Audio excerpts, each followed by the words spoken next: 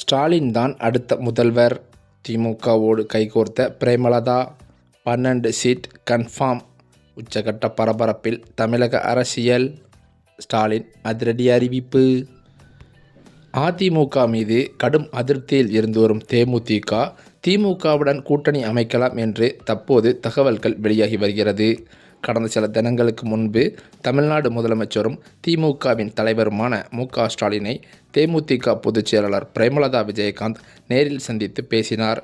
இந்த நிலையில் ஸ்டாலினை அண்ணன் என குறிப்பிட்டுள்ள பிரேமலதா திமுக ஆட்சிக்கு 50க்கு 50 மதிப்பெண்கள் தருவதாக கூறியிருக்கிறார்.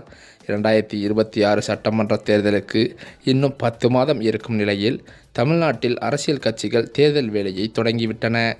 இந்த 2026 தேர்தலில் 4 முனை போட்டி நிலவும் என்றும் எதிர்பார்க்கப்படுகிறது.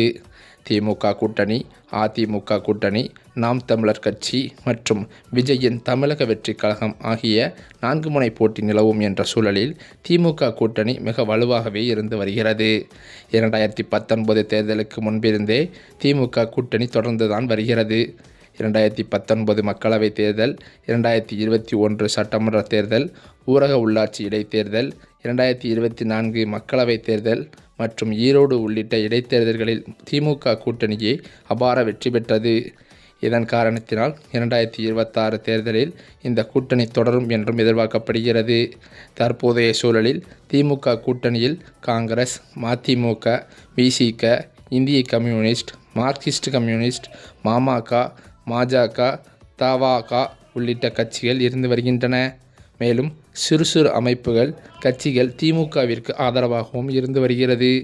இது ஒருபுறம் இருக்க, திமுக ஆட்சியை அகற்ற வேண்டும் என எடப்பாடி பழனிசாமி திட்டவட்டமாக செயலாற்றி வருகிறார். இதுவரை அடுத்தடுத்து 2 முறை திமுக ஆட்சி அமைத்ததில்லையாம்.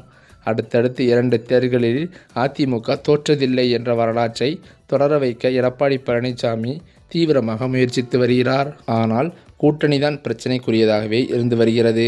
தற்போதைய சூழலில் அதிமுக கூட்டணியில் பாஜக மட்டுமே அதிகாரப்பூர்வமாக இருந்து வருகிறது. மற்றபடி கடந்த காலங்களில் அதிமுகவுடன் பாஜக கூட்டணியில் இருந்த தேமுதிக, பாமக இதுவரை தங்கள் நிலைப்பாட்டை கூறவில்லை. இந்த நிலையில் மாநிலங்களவை உறுப்பினர் விவகாரம் தொடர்பாக அதிமுக மீது தேமுதிக அதிருப்தியில் இருக்கிறதாம். மக்களவை சீட்டு தருவதாக உறுதியளித்து கடிதம் அளித்து தரப்பட்டதாகவும் நாகரிகம் கருதி அதனை வெளியிடவில்லை என பிரேமலதா விஜயகாந்த் கூறியிருந்தார். ஜனவரி மாதம் நடக்கும் மாநாட்டுக்கு பிறகுதான் கூட்டணி தொடர்பான முடிவு அறிவிக்கப்படும் என கூறியிருக்கிறாராம். இந்த நிலையில் அதிமுக கூட்டணியை பலவீனமடைய செய்ய அந்த கட்சியை தங்கள் கூட்டணிக்கு அழைப்பதுதான் பொருத்தமாக இருக்கும் என திமுக தலைமை விரும்பி வருகிறது.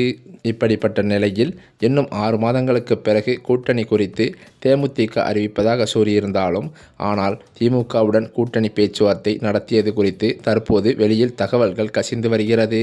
அதற்கேற்றாற்போல திமுக கூட்டணியானது 12 சீட் தேமுதிக கேட்டிருப்பதாகவும் தகவல்கள் சொல்லப்பட்டு வருகின்றன. இதன் அடிப்படையில் ஸ்டாலினும் அதற்கு ஓகே கூறிவிட்டதாகவும், இதனால் தேமுதிக கூட்டணியானது தற்போது உறுதி செய்யப்பட்டுள்ளதாக அதிர்ச்சி தகவல்கள் வெளியாகி வருகின்றன.